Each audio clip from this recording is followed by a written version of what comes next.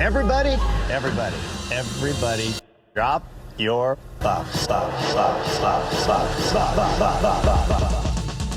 At the final tribal council, Angelina faced a largely resentful jury and received no votes to win. Mike was applauded for his strong social and strategic game and received 3 votes to win, though in the end, Nick received 7 votes and claimed the title. Wait, no, that's not how I remember it. At the final tribal council, Mike and Angelina received 5 votes each, resulting in Survivor's first tie vote. As there were no other finalists to cast a vote, Jeff declared them the first ever joint winners of Survivor. And they both went on to win Winners at War as well. Maybe a bit of revisionist history, but Angelina Keeley became a fan favorite contestant and cemented her status as an icon of Survivor. She would go on to work with Mike again, making a cameo appearance in season 2 of The White Lotus. Mike White is an Emmy Award-winning actor, writer, and director whose credits include Chuck and Buck, School of Rock, Enlightened, a favorite of ours, and of course, The White Lotus. He has competed on 2 seasons of The Amazing Race, and most importantly, he is single-handedly responsible for the elimination of Redemption Island and fire tokens from the game of Survivor. So thank you, Mike. Welcome to Drop Your Buffs, Mike and Angelina. Well, Redemption Island just one time. They did come back. It did come back later. I couldn't kill it for... I killed it just temporarily, but it came back. We appreciate it. What's up, guys? How did we split the money with our 50-50? Who got the million? Yeah. How does it work if you both win? Do they split it, or do we each get a million? You know we what? each get a million and it's tax-free. Yeah, CBS realized that they'd been shortchanging contestants in the past. Were like, you know what? Let's up the prize money, $2 million, split $1 million each way. That's how I understand it. I like it. I'm into it. I like it. Yeah. Well, first of all, thank you both so very much for being here. We're obviously deeply honored. Now, we are curious. We are constantly in the process of creating rankings, rankings of the best season of Survivor. Obviously, we're adjusting it all the time as new seasons air. I'm curious where you both would rank your season, David versus Goliath, in the pantheon of Survivor. Is it cracking the top 20? Is it a top 10? Where do you see it? Top 10? I mean, Mike's face. It's higher than that, dude. You go first, Angelina. You decide. I would say top 5, at least. We're pretty biased, though. It's kind of hard to, but at least top 5. I mean, I think that's conventional wisdom that it's definitely top 5. Yeah, Reddit would agree. Yeah. Yes. I agree.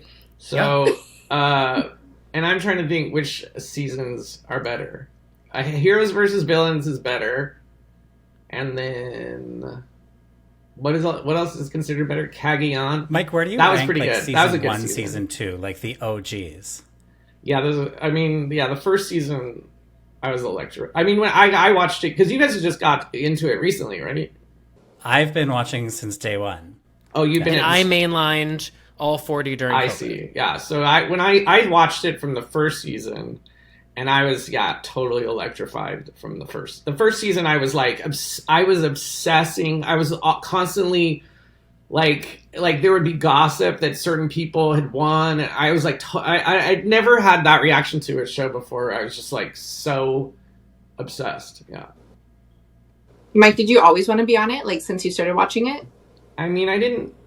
Yeah, I guess I did. I didn't I didn't, I mean, it didn't look that fun to me. Amazing Race looked more fun. So, when I ultimately had to choose a show to audition for, Amazing Race was what I chose to do because that just looks so much more fun. And it is, in a way, it is more fun. I actually enjoyed Survivor more than Amazing Race, but Amazing Race, I mean, it's your fantasy of what, it's what it was like a dream. But anyway, Survivor, did that answer your question? I don't know. I was definitely into Survivor too, but Survivor looks a little... What'd you get at Starbucks? Yeah, I'd like to know. What? What'd you get at Starbucks? I need one of those. So what do you want to talk about? Okay, well, we've got lots of questions. So you've been watching since season 1. Yeah. I'm curious, and we've heard that you've also become a friend of Jeff Probst in that time, an informal advisor to Jeff Probst. Were you worried at all, or was there any hesitation about making that leap from fan to player, and how that would impact your relationship with the game or the show? Yeah. Well, I did think that I was, like, Survivor is just like inherently humiliating. You know what I mean? And like it's only good if it is humiliating. You know what I mean? It's like it's an exercise in humiliation. So like and I don't think like I don't think I always would have been like okay to be humiliated in that way. Like maybe it's just as I get older, I don't care so much about. I mean, I don't like being humiliated in other ways. Like, I don't like waiting in lines for things that I feel like I shouldn't have to wait in line for this or whatever. You know what I mean? Like, that is too much for me. But, like, Survivor, like, I feel like that's worth humiliating yourself for. So I was worried that, you like, especially when I got on the first couple days, I thought I was going to go home first. And I was like, this is of course this is what's going to happen. Like, I go on Survivor.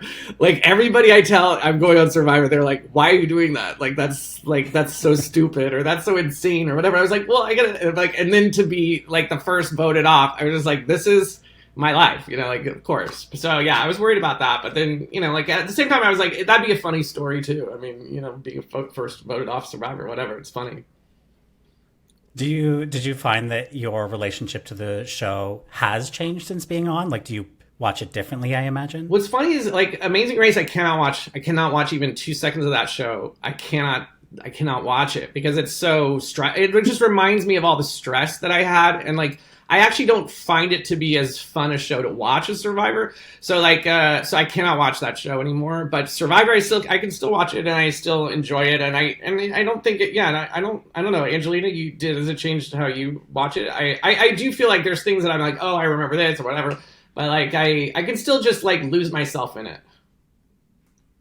Yeah, no, same. I still see it as a fan. I think I'm more gentle and kind with my judgments now, knowing what I know, where I'm like, okay, yeah, I'm not as quick to say bad things in my mind about characters, or I don't want the edit lead me as much.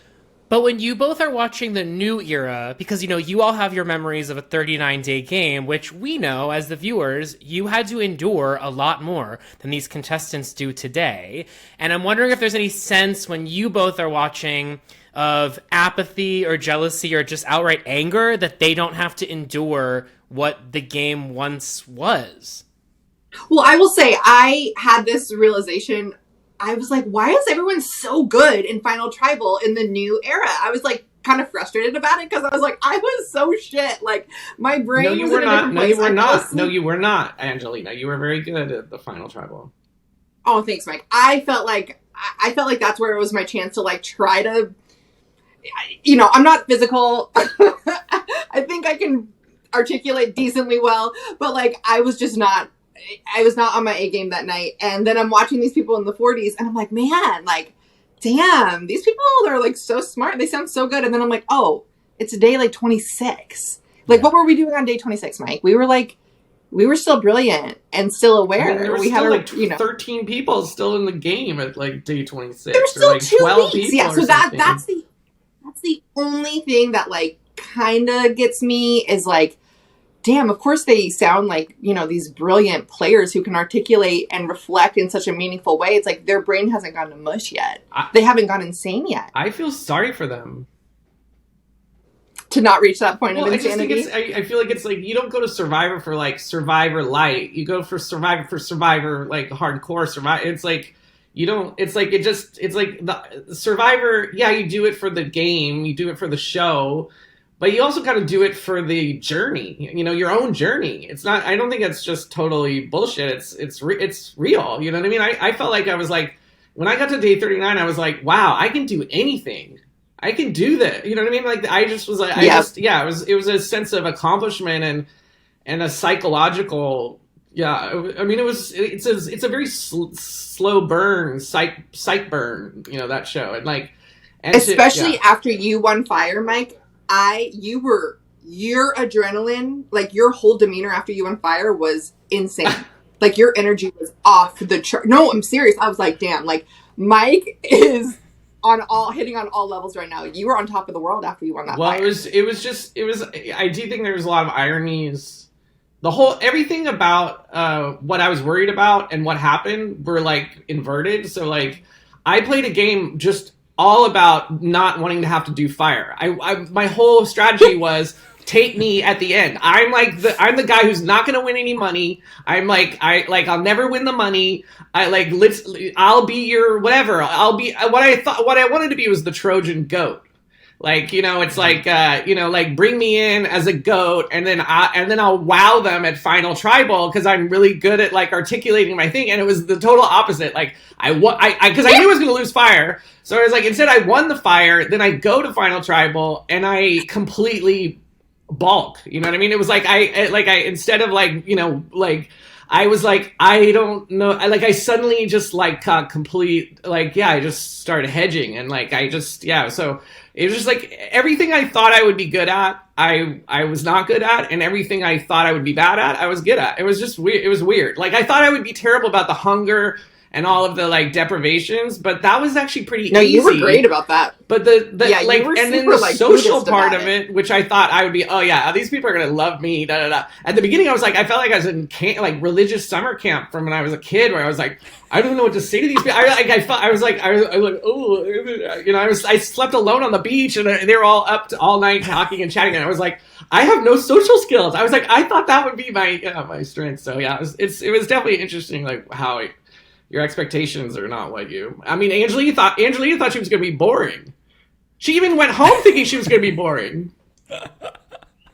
Literally, swear to God, I was sitting with Mike and Nick, and I was like, "Am I going to be boring?" And they both laughed so hard that I was like, "What? Like, what?" So I don't think I've seen Mike laugh that hard ever again. It was okay. I will say, can I tell one story about Angelina? Yeah. So Please. when we got together, when the merge happened, there was a period where we were deciding who to vote off first, and we had this little mini alliance that lasted like a hot second with a couple Davids and a couple Goliaths, and like Christian was trying to get me to switch from Elizabeth, who was the first person we voted out in the merge, to Angelina, and I was like, no. Angelina is making this I had just come from the whole jacket gate and the whole thing, and we were coming out, and like he was like, yeah, we should give it. I was like, no.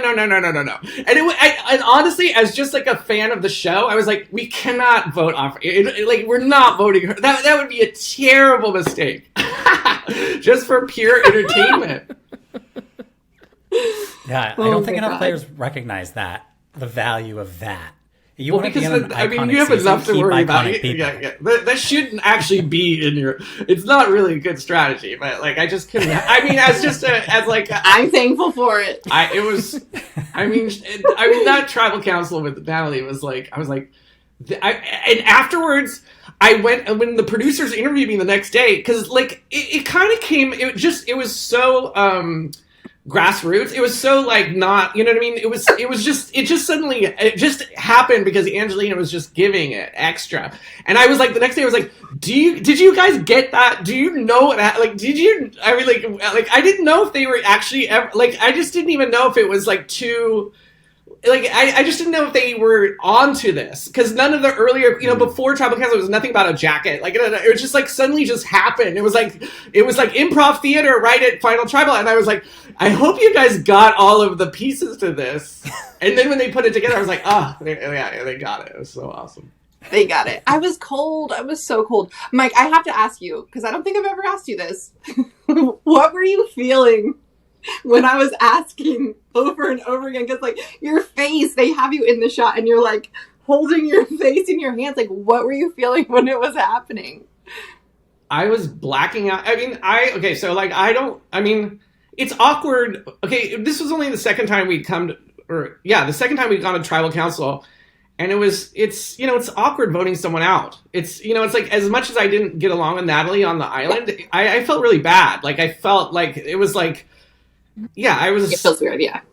it was, and then when it turned into this like weird theater, I was like, I like literally was blacking out. Like I was like, how do I get out of like it was like I just wanted to like crumple into myself and like roll away. Like it was just beyond awkward. It was so intense, but amazing. Can we rewind the tape a little bit? Because you guys were on the same tribe, obviously starting out on the Goliath tribe, but it took a long time for you to formally become allies in the game, despite sort of like having a similar voting record. But, you know, Angelina had her thing going on, and Mike, you had your thing going on. But I'm wondering what you both thought of each other. What were your first impressions of each other, like marooning in first couple of days? Do you want to go first, or you want me to? You go first. So with no, I mean Mike is so likable, right? So from a distance, I was like, I don't know. So I'll say I didn't recognize him from his stuff. So I didn't go into the beginning of the Goliath tribe from preseason being like, oh, that's Ned Sneebly or whatever, Amazing Race. Like Schneebly. See, exactly. My point exactly. I love you, but I love you, and the work is that's just part of your brain and amazingness. But I didn't know him, so I wasn't like starstruck. But he seemed super nice, and every conversation we had was like, we ended up finding a lot in common from the beginning. So like, he's vegan, I'm a vegetarian. We're both like bulldog lovers. Like his babies are his bulldogs. I had a Frenchie at the time. He's had Frenchies. He's had English. So there was just like a lot of things like that. Politically, like just a lot of things that we were like vibing outside of the Survivor stuff. And he seemed to be comfortable with like my big personality and my, and like, I'm pretty boisterous. So yeah, I liked him from the beginning. He wasn't like, he wasn't my number one ally from the jump because, like, as Mike said, there was this whole, like, summer camp kind of, like, young folks, going on at the Goliath tribe. But everyone loved Mike nonetheless. Who was your number one? At the beginning? Mm-hmm. Well, I had the Kara and Natalia situation. Like, I felt like Kara and Natalia, and then we were pulling in, like, them and John were kind of, like, my main people at the beginning, I feel. Interesting. And I really liked Allison. And Mike, your first impression? My impression of Angelina was I remember at Ponderosa, you were always trying to help me get vegetarian food. Like, we weren't supposed to speak, but like she was like kind of like, so I felt like she was, like she has a very naturally warm quality. So like I and kind of like you could tell she was like, big, like confident and warm. That was the vibe I was getting. And then, thanks. But then when we were, and we got along great. And I do like, I do, there was a lot of strong women on our tribe because it was Goliath. And I like strong women, so yeah, like I was like, I liked the vibe of like a lot of the women and like Angelina. But then when she decided to go for Jeremy, who was my friend, she was like, it was very kind of like by fiat, like we're doing Jeremy. And I was like, and then she followed me around with Allison, like a little helicopter, like to make sure that I wasn't saying anything to Jeremy. And so I was like, this is too, like, okay, I like, you just stop following me around. Like, I was like, I'm a grown ass. I told you I wasn't going to say anything. I'm not going to say it. It was, and so like right before the merge, I was kind of down on Angelina and I was like, I don't like, it's like, and when we got mixed up, I was like, the two people I really don't want to end up with is Angelina and Natalie. And those were the two people that I ended up with. And I was like, and like we were obviously the weakest five, just physically. And then, but what was really weird was when I took the thing that was like whatever had the buff in it, I had this. I've never had it before. I had this wave of like, this is like I felt so lucky. Before I opened it, I was like, something I just felt like this was like whatever was in this was like gonna like be a good thing. This was a good situation, and I remember opening it. I looked over and I was like, oh shit, and like looking at the people, and I looked at Nick and he would look so scared because he was like they were and I looked at him and I literally was like, it's gonna be okay, and that literally was what happened. It was so and the fact that the three of us ended up at the end and Nick ended up winning, it was weird. Like it was, I don't, I'm not that airy fairy, but it was very like premonition-y. Yeah. Now, Angelina, you comment several times throughout the season about how few idols are found by women. And I was surprised to actually see that make it into the edit, because I would think that would be something that the producers would want to cover up, but I'm glad it did make it into the edit. And as you perhaps know, these days things have changed in the new era. I'm wondering if you see this as a win. Obviously, the diversification of the cast has been central to CBS with their mandate that began with 41, but that specifically touches on race and not gender and sexuality. Mm-hmm. And yet we have seen more women winning and more women finding idols. What do you make of this change? Well, I mean, look, I'm not taking any credit for it. I do think that it's very cool that they included it in the edit. I think with anything, obviously idols in Survivor, but like anything in life regarding diversity and inclusion, it's like you speak the truth to it, and that kind of can help get the ball rolling. So with that, what I think, my perspective is that with more diverse casts, with this new era, I think there is definitely this culture of just like, let's play the game. Like, let's do it. Let's be aggressive. And I think in the past, and even in our season a little bit, it's like you can get dinged for being too aggressive if you're in a group that isn't seen as traditionally supposed to be aggressive, right? So when you deviate from what people think your mold is supposed to be, then you can be, what's the word I'm thinking of? Not discounted, whatever. You are judged, right? You are judged, or you're penalized. You're penalized is the word I'm trying to think of. And I think in the new era, because it's diverse, because it's more dynamic, and because it's just the game's been around for so long that people like recognize it's a game. And so the good part about that is that it frees people to just play how they want to play. I think as a fan, the bad part about that is like I kind of miss that like true spirited conflict. Like I think we're losing a little bit of that like conflict of like hurt feelings and like just being pissed, right? Like, and I think it's a little bit too nice now, and so maybe an overcorrection, but I do appreciate that people can just kind of like go out guns a-blazing and do what they want to do. And I'm, I like to play that way, so that's the kind of gameplay I like to see too. One thing that we've talked about on this podcast, and Mike, I think you and I talked about this in Paris briefly, was I feel like, and this is speaking to what you were speaking to, Angelina, is that there seems to be this effort to cast all heroes these days and not a ton of villains. And I think that the alchemy of heroes and villains is what makes the show great. And I think what you're identifying and what I think a lot of fans are missing is true villains, because villains create conflict. Yeah. I think that, it does sort of feel like the last couple of seasons, it feels like they're crowdsourcing the winner. You know what I mean? Like it's like, I don't know, like it doesn't feel so, this is how I feel, is that like, it's not so much it's just heroes. I think it's like Davids and Goliaths, for example. It feels like it's like casting a lot of Davids and not a lot of Goliaths. You know what I mean? Mm-hmm. It's okay to cast like models and like alpha guys and like, people that are, aspirational type of people. You know what I mean? Like not everybody needs to be, limbless and like, not have, you know what I mean? Like have like a story that like, like the story.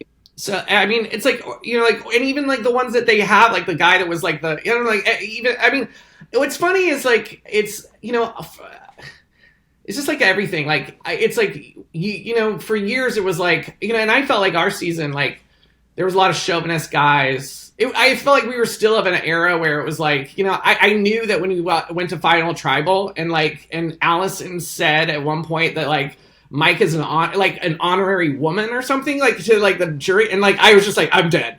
She just ruined it for me. Like now these guys just it's like they can't. It's like not only they can't vote for a woman. It was just like we had a jury full of like I mean, they were great guys, but like, I definitely felt like there was a little bit of a shove in it. So like, and for years I would watch the show and I'd be like, oh, it needs to be more exactly like what it is now. But then now it is what it is now, and I'm like, oh, this is like, it's just like everything in life. It needs a balance. It's like you want to push a little bit, but like it's like in a way it was like it kind of made it more, like now it's sort of like.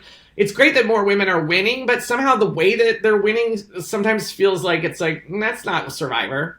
I don't know, like, you know what I mean? Like, it's like yes. It's like I want a Goliath woman, so it's like somehow it just feels like it's more like, oh, you're sweet, I love you guys, I love you, whatever. Like, yeah, and so that's like I just want to say one more thing, which is just like. I criticize Survivor, but if I was running Survivor, I would run it into the ground like 20 years ago. Like I hats off to these people for, it's like what they do. I could never, it's like, so I'm, I give criticism, but with deep respect. You like respect, like I think what they do, it's like, it's hard to do that. It's hard to keep it fresh. It's hard to come up with new ideas. So like, amen to them, Mike, would you ever do non-scripted TV? What do you mean? Like from the production side? I mean, it'd be fun to like. I was thinking at one point it'd be fun. Like Lena Dunham, like did like she was like guest editor of Cosmo. Like I was like, maybe I could be like a guest EP of like Survivor and just like toy with it. That would be. I'm going to speak that into existence. Yeah, I love that. I'm begging you to do that. Yeah, but and I think it's like, and yeah, I kind of feel like it would be fun to kind of like reverse, like go back to, it's like the old school journey of it all. You know what I mean? Well, yeah. Speaking to that, I'm curious, obviously, as you both know, there are so many changes to the show. We spoke about the length of changing from 39 to 26 days, but there are other small things that have changed. The removal of the theme song is one that I bang my head against the wall constantly over. The locations change. The locations no longer change, which was an integral part of the early seasons. And now, with season 45, we will begin 90-minute episodes of Survivor. That's cool. When you think about things that have changed, what's one piece of OG Survivor that you would bring back if you could? Well, 39 days start there. I would like, it's like they're going to have the 50th, what is it? 50? Yeah, 50. And I was like, you should do 50 days. 50 days. Ooh. And you could do, this is what my pitch was like, you could do one season, do a monster thing. Like start with like 30 contestants from the past. You know what I mean? Ooh, I like 3 this. tribes of 10. And like do 50 days and let it go over 24 episodes. You know what I mean? Yeah, I mean... But and $5 million. And yeah, just make it just supersize it instead of like doing like like Survivor Light. That's different. Let's like supersize.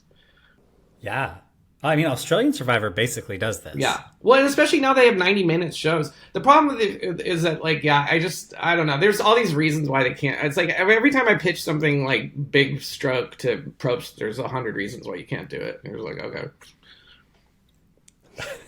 And Angelina, what about you? What in terms of OG things that you might bring back to the game if you could?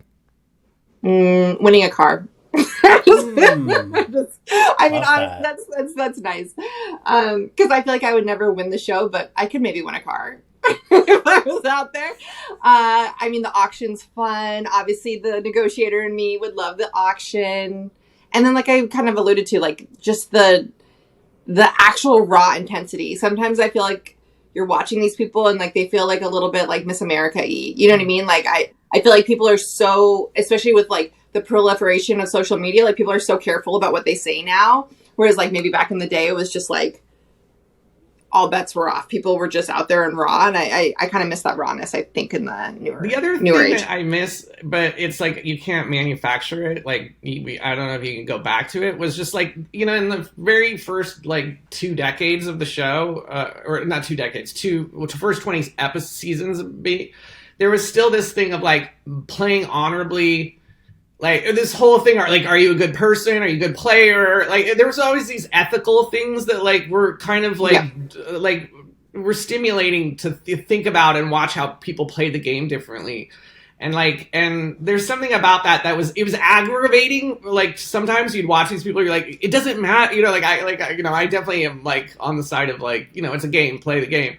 But like it made it kind of more, it's like now that everybody's a gamer, and so it's like all of the people that they cast are people who are like Survivor diehards, and they know the game, and they're all gamers, and and like I kind of miss some of the casting of people that were just like plucked off the street because like he was like like a corny cowboy who like what who doesn't like was just like I'm gonna play like Keith, like a Keith. Yeah, like I'm gonna play with like dignity and and then like fuck up the votes for everybody because they're just like wild cards. You know what I mean? Like that was fun. Yeah. Yeah, we just went back and watched Borneo recently, and the dynamic between Richard and Rudy and Susan Hawk, and the fact that they all come from these completely different walks of life, and the dynamics that ensue as a result of that is the crux of the show. It wasn't about voting or strategy with Borneo. It was just all about these people having to wake up every day next to people that they just really did not care for, and then in some instances, like Rudy and Richard, came to care for. Yeah. And you think of some of the most iconic moments of Survivor of all time, like Sue's final jury speech. You get like Kathy Vavrick O'Brien crying with Rob Mariano in All Stars. You get, like Stephanie's sort of journey in Palau. You get all of these, like Corinne's confrontation of Sugar in Gabon. All of these are human stories, and that's what brought people to the show. And I think that's what makes iconic moments, is when you become invested in the human stories. And you definitely lose that a little bit when it becomes more about who's voting which way and who has an idol. And that's the other thing about having a long season. I do feel like we got a bit of that in 44. Yeah. But I was just going to say, a long season, everybody, like the jury has to put in the time too. Like it's like it's a big life commitment. You know what I mean? Like when you shorten it, it's like, so I think that adds to the more like, like if you're on the jury for like 20 days or whatever, by the end, it's like you built up a head of steam. Like, it's like, I don't know, like whatever, whatever unfinished business you have, like it's like I just think the longer you're in it, the more you're gonna get these emotional like feelings of betrayal, or you wasted all this time, what I mean, like whatever dreams that were shattered are gonna like you're gonna be stewing in your juices longer, so it just makes for a more like electric tribal council, final tribal. Yeah, agreed. So I want to touch on the real world for a second, because the winner of your season, Nick Wilson, went on to hold a seat in the Kentucky House of Representatives, and earlier this year voted to pass a controversial bill banning gender-affirming care for trans youth. I'm curious what both of yours, who built a relationship with Nick and have seemed to have had a good relationship with him. I'm curious what your reaction to this news was, and whether you spoke with Nick after hearing about it. Okay, this is my position about that, is that I did speak to Nick. I've spoken to Nick many times. He's had a kid just recently. And I told him that I would not have voted for that. I come to it like my dad was from the I grew up in a religious community. So like literally everybody, like if I started like cutting people out of my life who have a different opinion on this issue, that's a lot of people I'd be cutting out of my life. And I just don't do that. You know what I mean? And also like I learned from my dad that like, like if you want to like change people's opinions, like he wrote for like the religious right, and then he moved to Lynchburg, Virginia, and joined Jerry Falwell's church to try to show people that like gay people are just the same. He was a gay guy, so like he was a closeted, and then he came out and he was a gay activist. So like, and he his whole life has been about like, being, not closing the door on people who have different, points of view or different, like prejudices, you could say it or whatever. So like, and I just, Nick is a friend.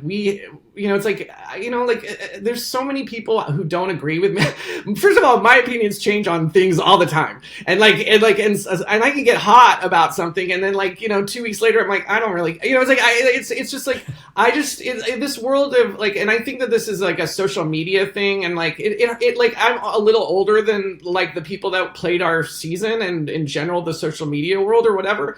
And it's just, to me, it's sad it's like, there's something sad about like, like, I don't know, like just how that played out to me. And it's like, as much as I don't agree with the vote and wanted to like talk to him about that or whatever, I also felt like, you know, it's like, that's a friendship. That's that's to lose that is to lose something that's meaningful to me. And I don't want to, yeah, it's like, I guess I just don't subscribe to that. That's the way to deal with differences, even if they're deep, deep differences. You know, like even if he was voting against, you know, and I mean, I'm gay, like, or you know, like whatever, I'm gay enough that like when he's like you know, like, you know, it's there's stuff in it that's very, you know, you could be perceived as homophobic. So it's like you know, like, I'm like, you know, but I just, it's like, I don't know. There's just so many people. I'm just from a world of like conservative people that like I love and who love me, but like, yeah, I just can't get them around their head around certain stuff. So it's just like, it's part of life. And so, yeah, so I love Nick. He'll always be my friend. We'll always have this, you know, connection over the show. And I think he's a good person. I think he thinks he's, you know, it's like, I think he, you know, it's tough in this world, whatever. I'll stop there. I think it's hard.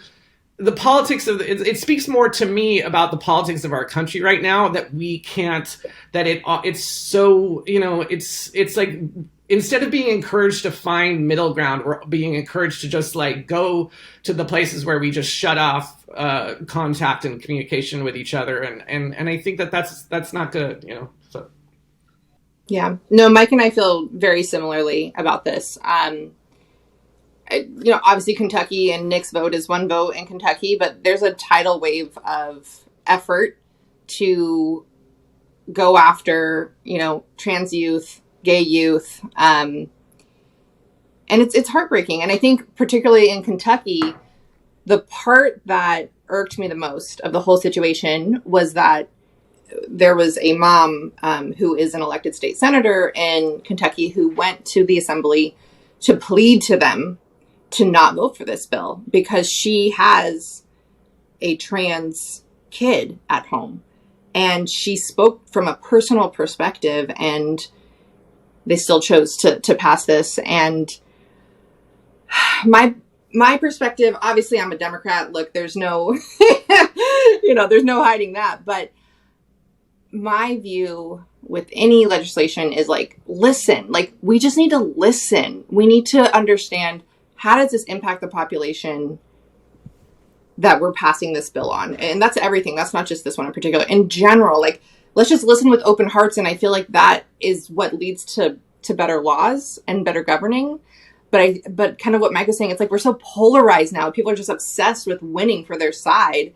And it's terrible. Like I get like coming to the floor and battling out ideas, but it's like we're not even battling out ideas. We're just coming stuck in our ways and not listening to each other. And that's the part to me that really is heartbreaking, because they had that testimony and they chose to ignore it. And similar to Mike, I reached out on text and let Nick know my perspective and chatted a little bit about it with him. But I completely agree. It's like, I'm not going to, I had people online be like, block him, you know, cancel him. Why are you following him? And it's like, that's not productive either. And people will say, well, that's privilege. That's privilege that you can choose to not do that. But it's like, if our goal is to make change doesn't happen by just living in your echo chamber, right? So Mike has a lot of family that is conservative. My entire neighborhood is conservative, right? Like, I don't even, So if they hear this, I don't know what they'll think, whatever. I mean, I've had these beliefs since I was really young, forever, as long as I can remember. And so anyways, it's disappointing. It's, you know, I know a lot of people are outraged. And I say, if you're outraged, then do something about it, right? Don't just be outraged. Don't just tweet, like vote, get other people registered to vote, call people, write to your senators, write to your congresspeople. Like there's shit we can do in this country to make change happen. So don't just stay angry for too long. Make it, activate it, run for office, right? So anyways, that's my spiel. That's what I have to say about it. I agree with everything you said. And then can I just say one thing? It's like, but also Survivor, it's okay to cast, like, honestly, it's okay to cast bigots. Like, I'm not saying Nick is a bigot, but like, what is the problem? Like, it's like, I like, you know, it's like, like my feeling is like, it's like, as long as you'll play with me, then I don't care what you think about me. You know what I mean? It's like, I don't care. It's like, I was on The Amazing Race and there were these two cowboys. It was the only time I was just like, okay, and they did not want to even look at me and my dad. Like, they were beat in one season by some, I don't know, brothers. One of them was gay or something. And these guys did not, they didn't want to work with that. They didn't even want to look at us. And I was like, oh, wow, this is, this is like, like, they're talking to everybody else. Why are they talking to me? Like, my dad's so fun. Like, why? Like, what's happening? Like, and so that was like, I was like, okay, that I don't like, but like, whatever. They were still good characters on the show. Whatever. I don't, personally, like, I don't, they could rot in hell, but like, or whatever. They can kick rocks, I should say. They can kick rocks. They can like pound sand. But like, in the end, like on Survivor's, like, I don't know. It's like, if someone says something that is ignorant or whatever, it's just like, whatever. Like, as long as it's like, if you will vote with me, I don't like, what does it matter? Like, it's like, and so it's like this whole thing of like where, like winners or different people who had different opinions or whatever, they're trying to shame Survivor from and I think that's what's happening, is that they're being shamed into like not, and that's like, a lot, the truth is that's half of our country. So it's like, why, like, it just feels like it's, it feels like that's a mistake. Like, it's like, it's okay to like, let those people, like people can, just because you're bringing someone on who has these beliefs doesn't mean you're co-signing those beliefs. You're just showing America. You know what I mean? Like, that's the point of Survivor. Yeah, it is the social experiment that Survivor is. And that's what's fun about it. I mean, it's like, if you went back in time and took out all of the people who had like dumb ideas about like different marginalized people or whatever, like it's just like you'd be losing a lot of like fun characters to watch. You know what I mean? It's just like, and it's like, I don't go on there to like find out their politics. Say goodbye to Sue Hawk's final tribal council speech. Exactly. Okay. Well, Mike, we've heard about some of your star-studded Survivor watch parties during David versus Goliath. We had Gabby on. She told us about run-ins with Angelina Jolie. She told us about clogging Jennifer Coolidge's toilet. Who did? I'm curious, have you successfully converted any of your Hollywood friends into Survivor fans? Well, the thing is that there are a lot of people that are Survivor fans already that you just don't know. I mean, like, it's funny how like I'll go to like a Hollywood party and like there's definitely like a 25% of the people that like talk to me, and there's a lot of them are like celebrities or whatever, are like, I love your work, but I was such a Survivor fan, and so so there's already a lot of people that are into Survivor. But I think that my season, I think it was fun for Jeff because there was a lot of like, with the viewing party, like there was a lot of people that I knew that were like, who may not have been big Survivor watchers who were watching that season because I was on it. So like, but I mean, I'm glad it got nominated for an Emmy this year. It should be nominated every year. It's a better show than all of these other shows, in my opinion. It's like a better produced show. Yeah. Like when they did our season, I was like, hats off. They really captured our season in ways that I wasn't even expecting. They got the subtleties of certain things. I mean, there were some things that were missing, but like in general, I just thought they did it like A+ job, and then having been on it, like I was like, wow, that they got, I mean, it's a great show. What shows? Come on, it's as a reality game show, whatever. It's still the best. I concur. Angelina, were you at any of these watch parties? Yes, of course she was. I was. Yes, yes. Mike has been so generous to always include his jacketless. It is funny because I would have parties. It was celebrities and Survivor people, and then like just regular friends because I grew up in LA and I have a lot of people, friends that are in the business or whatever. And the little kids of my friends were like running up to Angelina Keeley as if she was just the same as Angelina Jolie. They'd be like, "Oh, Angelina, okay, here's the other Angelina." Like it was funny because like they were celebs. It was insane on the same par. These little girls were like. Yeah, it was the weirdest thing. It was like Sia and me in this photo with like Mike's friends' daughters, and they were incredible young women. Little girls at the time, now they're young women. But yeah, I've been to many of Mike's parties, and they are the best. Now, I'm newer to like watch party culture, which I just got on board with season 44 of Survivor. I gotta say, I have a difficult time going to these live tapings because of the chatter, and I want to focus. Mike, what is your protocol when you're doing a watch party? Are people allowed to talk during the show? How do you manage it? For whatever reason, people at when we had watch parties, they would watch the show. They like, everybody was, I mean, that was the thing. It's like, it's very rare you have like where people are so, they're like, they devour, like if they're in it, and especially if they know somebody that's in it, or they know people that are in it because they're meeting people at the thing, it's like they devour the show. They're like glued, you know what I mean? They're gripped. It's gripping, you know what I mean? And so it's so fun to like have an entertainment experience like that where people are like fully, you know, like you could just tell, like, there's an electric energy in the air. Like, it's like, what's gonna happen? It's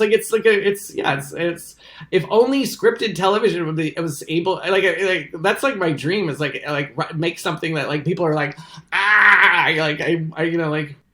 Mike, you have. I mean, the White Lotus has that.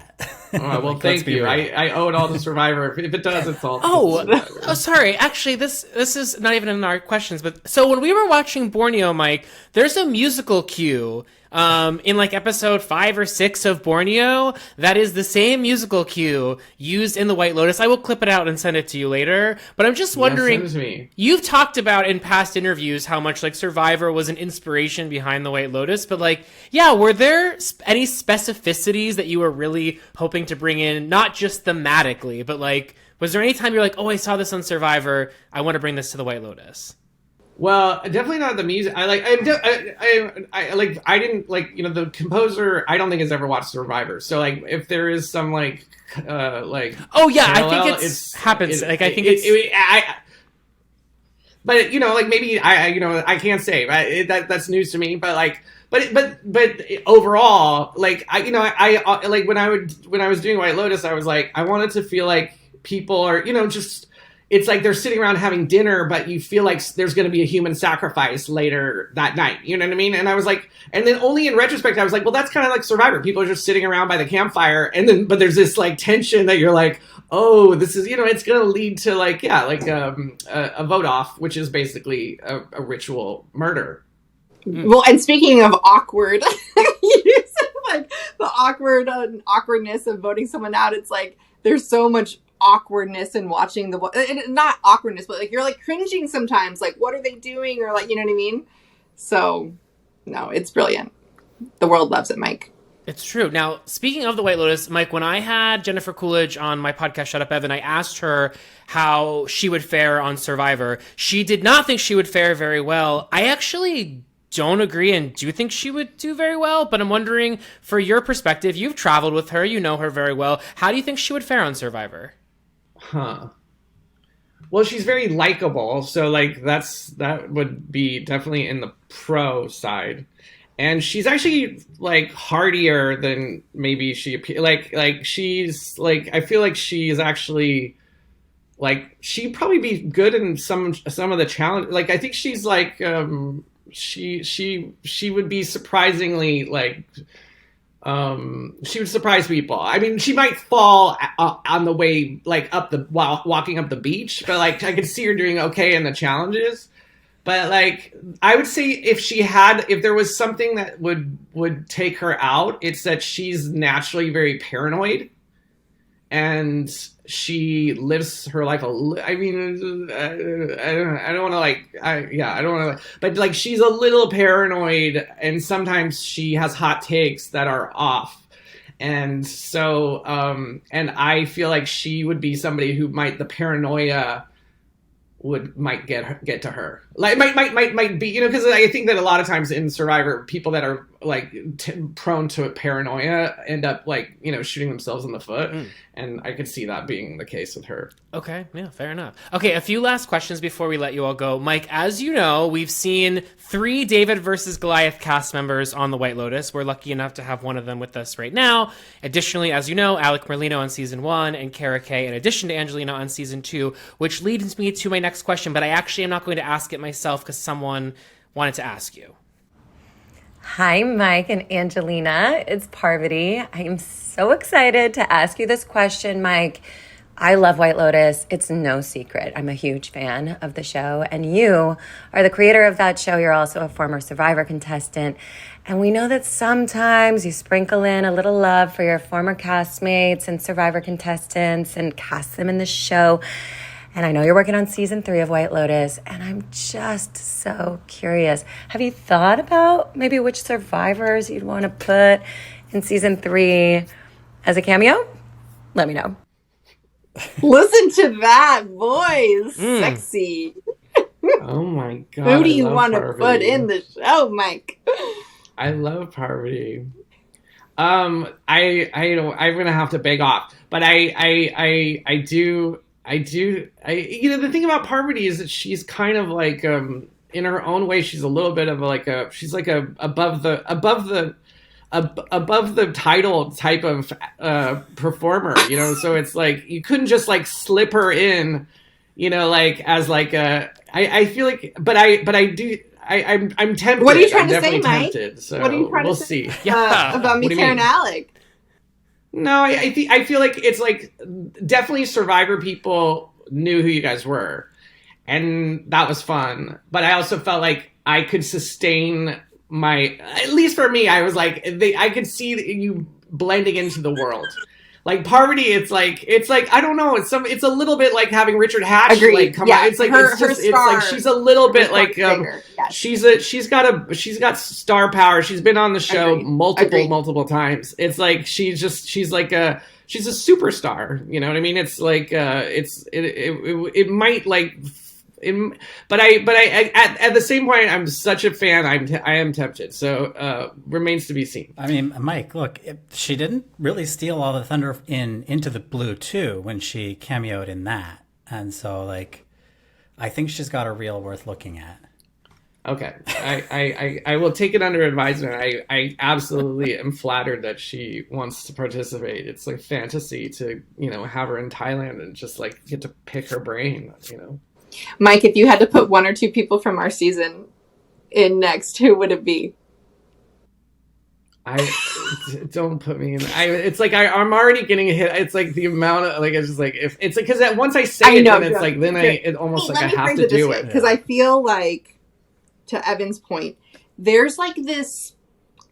It's like when you're in a relationship with someone for a long time and like you think you might get engaged, but you don't know if they bought a ring. There's like this layer of hopefulness amongst the entire Survivor former players of like, will Mike pick me? Will I be his date to the prom? Will he propose to me? Like, let me ask you, no names, but like, is there any sort of formula? Like, do they need to be from David versus Goliath? Are you open to people from other seasons? Well, the truth is, I mean, that's the question. Is like I am genuinely friends with you. I'm genuinely friends with Kara. I'm genuinely friends with Alec. Like they're probably the closest. I mean, with maybe 1 or 2 other people. Like my closest relationships out of the show. So it wasn't so much like I wanted to do Survivor cameos. It was like, oh, how can I pop my friends in who, like get them a little vacation to Italy or like have them, like get out of the pandemic and come to Hawaii. Super cool. Like it was a little bit more that like, so yeah. So I would start, close to home and then, maybe branch out from there. I just gotta say, Mike, I think you and Jerry Manthe would really hit it off as friends. I'm just putting that out there. Has she been on this show too? She has multiple times. Multiple times, yeah. Evan's actually Venmos from these people as he's putting it. I'm just kidding. They're like, Evan, no, we try to Mike. Exactly. No, we make a concerted effort to get seasons 1 through 10 cast. That's like sort of our sweet spot because that's our supreme area of interest. I would say 37's very much an outlier for us in terms of one of the few modern seasons we really fuck with. Well, thanks. What does that mean? Like that you fuck with it? One of the few later seasons that we enjoy watching, that we would consider part of the canon. I mean, I would say San Juan del Sur is like the only late season besides David versus Goliath that I enjoy. San Juan del Sur? Oh, yeah. Love San Juan del Sur. Love San Juan del Sur. The one with the mother and the daughter? Yeah. Yeah. The drama. That's not one of my favorites, but yeah, okay. Okay, wait, so, sorry, but yeah, I mean, okay. Yeah. Can we, before Sean asks the last question, though, can we touch down? Let's take, like, the famous seasons out of it. Do the both of you have a season of Survivor that you purely love? It's just a season that's a standout for you? Let's, like, no heroes versus villains or any of that. Oh, you mean like a random one that I like? Angelina. Look, so mine is unique. It wouldn't be something that mine is Adam's season, because that's the whole reason that I'm even on Survivor. And I've said this many times on other podcasts. It's a known fact, but Adam Klein was a good friend of mine at Stanford. He was a Survivor superfan. He was like campaigning around campus trying to get on the show. He got on the show. We all know what happened there. So 33 was actually the first season I ever watched in my life. It was in 2016. He won. I was hooked. And so I have just a fondness in my heart for that season, both because Adam's one of my closest friends and because it's the whole reason that I exist in this world of Survivor. So when you were watching Winners at War, because you had your fellow competitor Nick on, and then you had your friend Adam, two friends, Nick and Adam. Yes. How are you choosing who to align yourself with? I mean, come on. No, Adam's like Nick's. I love Nick. I love Nick. But Adam's like a brother to me, like genuinely a brother to me. So love the guy. Wow. I would say for me, I'm not sure if this is the right. I think Vanuatu. Is it the one that guy Chris won? Is that the Yeah. Okay, Vanuatu.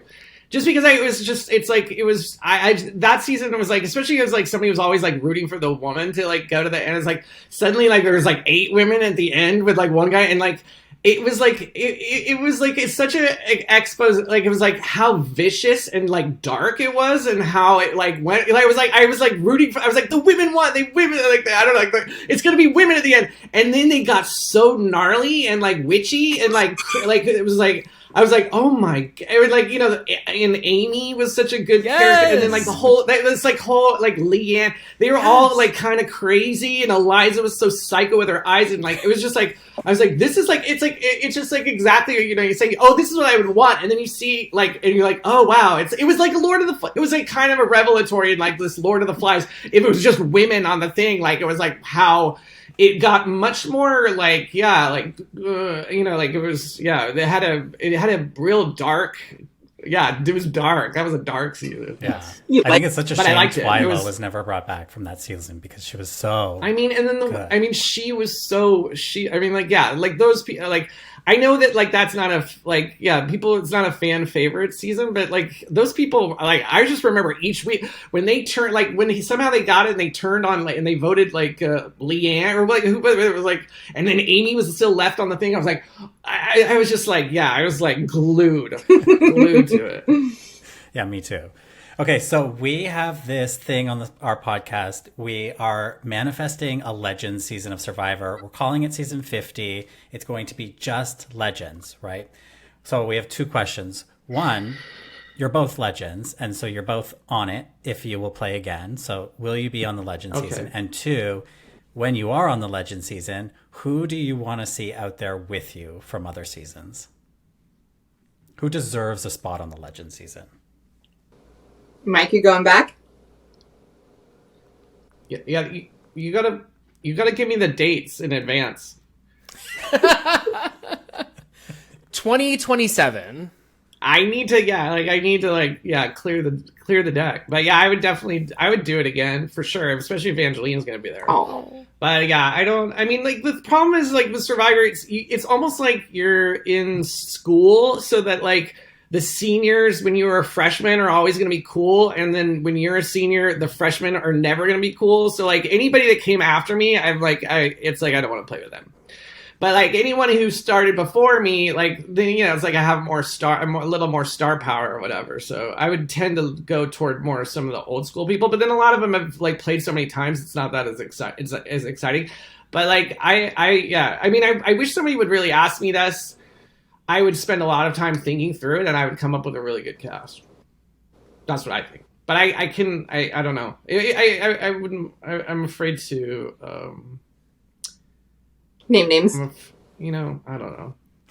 Because you're already playing. You're already playing Yeah. season 50. Yeah, If you're you already if playing. you You know don't the thing mention, can I say one thing, which is okay. So the reason why I think David and Goliath was a good season, and what I wish they would kind of take from our season. I know this sounds very whatever self-aggrandizing, but it was they divided us into different types of people, and we really did play the game differently. Because like the Davids did really play different than the Goliaths, you know what I mean? And it's like they should try to figure out how to do that, like, because that's interesting, like to put people into like, you know, heroes versus hustlers. I mean, that was stupid because they didn't, you know, it was like it seemed very arbitrary, like and they also didn't play differently because they were heroes. They didn't play differently. It was like they all played the same, you know what I mean? So it's like they should do real psych tests and put like the paranoid schizophrenics in one thing, and then the like neurotic like basket case. You know what I mean? It's just like it'd be interesting to see how people play differently, and that they really do play the game differently. You know what I mean? That is my 2 cents about casting. So like even if you were bringing people back from other seasons, it's like I the one episode I listened to. I'm sorry, now that I know this, I'm going to be listening to all your episodes. But the one episode I listened to was your one about like who's the sexiest men of Survivor, which I kept waiting for hear my name, and it never did. God. But maybe there was some editing Rob. or whatever. Yeah. But it was Rob. like I mean, you haven't seen me naked, like, you know, give me a shot. But like, so anyway, what I was gonna say is like, put a whole season of himbos on. Oh, that would be amazing. we'd love that. Put like 10 of them, and then like 10 like crazy like Twylas, and it's like just go. You don't need to have a little bit of everything. Just like go commit. You know what I mean? Commit to some different types of playings, because I think that's an exciting thing to see. It's like how do a bunch of like, you know, fuckboys play Survivor, like, and how do like a bunch of like crones on a season play Survivor. You know what I mean? Like, that's what I want to see. I want to watch that. Crones versus himbos. Let's do Crones it. versus himbos. Who would not watch that? Sold. This is why you need to be a guest EP on Survivor. It's happening. Yeah. I mean, Yes, that would be my season. Okay. Angelina, are you accepting the invitation for the Legend season? Oh my gosh. So for me, because of where I'm at in life, I need to not be pregnant. First of all, I've got my 2 amazing daughters, love them to death. So I need to not be pregnant, and Or breastfeeding. Facts, yeah. Although, you know, there's ways around that. That's true. So yeah, so it's What do you mean? What are the ways around it? you pump a bunch beforehand and put it in the freezer. Oh, I love how much Mike is learning about pregnancy. When I first had Sophia, Mike told me to get a wet nurse so I could come hang out. They don't have those anymore. There's a market. Maybe that will be my job after. I'm just kidding. I went to Stanford and Yale to be a wet nurse. No, so Stanford and Yale? You went to Stanford and Yale? Mike, why do you always put Stanford in your movies? Just because it's the best school in the country. That's fine. No, yeah. So, I mean, yeah, for me, like, my honest answer is, like, it just depends on, like, family circumstances, how old the kids are, if they would be, like, okay with me leaving, and then if wardrobe would let me bring a jacket or not this time would be my decision-making. They can't let you have a jacket, Angelina. No, That's but like, no, what- you cannot have it. Of course, they're not going to let you have a jacket. No, imagine me rolling And up part with, of the like- reason they're going to bring you back is like we have to have her freezing and No, let's but see what what if I she'll roll do. up Let's with, see like, a whose parka? throat she'll cut for the jacket. What if I roll up with my parka? Like, how funny would that be? If, like, No. a fur hood parka, like, over No. too much, like I'm, like, sweating. If I'm guest EPing, you're not getting a jacket. No, but, like, you gotta go in one direction. Go to that direction. It'll be part of my negotiation to be on the show. No, I think you give No, everybody else you a don't get jacket, it. and you don't get a jacket. Like, that's how This TV is where works. this is exactly where your lack of self-awareness kicks in. Like, you Mike! don't see yourself. This is what it is. You need to have no jacket. But I had no jacket last time, so that's why it's funny this time, is because I'll have a big, like, too much. Okay, Like, yeah. it'll just be like Negotiate with somebody else. not just a fleece, not like Natalie's, like a big waterproof. I get it. I get it. Like I'm in Okay, the One okay. You Piece. can have the jacket. You can have the hypothetical jacket on this hypothetical season. Listen, we've got enough people interested to at least get the cast together, and I think the audience is there. Thank you both so much. Before we let you go, is there anything we didn't cover in the Survivorverse that you've just been curious to speak your mind about? Sexiest man of Yeah, Survivor. Yeah, go ahead. No, I was just. How did we do? Not only was I not on it, nobody was from my season was on it. It was like. Did we have anyone in contention from? Yeah, there was people in contention. I think Alec was in contention. Alec was in contention. I had Mayor of Slamtown on there. I don't know what else to say about that. Oh, and I think Mike hurtful. White was in contention. Yeah. Yeah, on the long I'm list. sure I was on You your were on the long Google list. Docs Yeah. sheet. And Angelina, when we get around to the sexiest women of Survivor, just you wait. Oh, girl. Our list is Thank coming you. soon. Thank you. Thank you both so much. This has been a true thrill. I know our fans are going to be so excited. We appreciate you both making the time, and we wish you nothing but continued success. Thank you so All much, right, guys. That was fun. This is awesome. Angelina, you're a star always. I love you. To I the love ends of you. the earth, I Mike. love I you. will say love one you. thing. You're so buxom. I feel like in the game, I feel like I loved you more than you loved me in the game. That's not true. I felt That's that not way. true. I felt like you had a lot of women, but I only had you as my number one. But that was the brilliance of your game, is that you made all of us feel like we were your number one. No, but you also, I mean, well, whatever.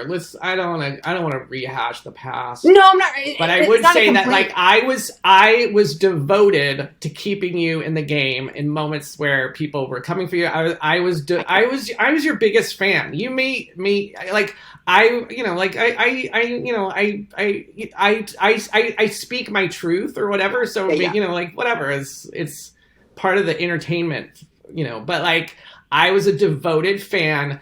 I knew you'd make the season, and you did make the season, and you had more confessionals than anybody on our season, and you were the star of our season. And so, it's like, maybe you don't think you were my number one, but my devotion to you made the season what it was. Well, thank you for helping keep me safe. And it's not from a jealousy perspective. It speaks to the brilliance of your game. Jealousy of what? Oh, okay. Of all your other ladies. But I don't remember anybody. I just want to say, truly, this is my Jennifer moment. This is my speech to you, Mike, because I'll never win anything. But you've truly made my life infinitely better, like in so many ways. And you continue to. And you're like the most generous, same kindest person. Like you, I'll just say this. You text me so often or check in with me about like how I'm doing, how the kids are doing, like more than my girlfriends who have kids. Like you're so thoughtful, you're so in touch, and I love you, and I'm thankful. You and Kara are the best things that came out of our season. I can't wait to be reunited with you on Survivor season 50. Hopefully sooner. Yes. No, but yeah, we've never done a podcast together, so that's why I just wanted to. Angelina, I'm so proud of you and everything you're doing, and you're a freaking star. Like, come on, you're insane. Angelina, enough. I love you. I love you. All right, you guys. I love you guys too. Oh, And thank Evan, you. Sean, you guys We love things. you would be on my list of sexiest podcasters. Thank But- you. Oh my God. I don't know how I'd have to take that. robust I'd have to list- rethink that. Yeah. It But does. These are beautiful. Rob Sesternino. You're definitely high above Rob Sesternino, both of you. all right. Thank you all. This has been a journey. Enjoy the rest of your evenings. Mike, the hair looks great, by the way. What? Are you throwing shade at the very end? No, I think I threw it throughout. This has been a journey. No, I meant like I Whoa. meant on a technological level. Yeah, that's my fault. Sorry. Bye. All right, love Bye. you guys.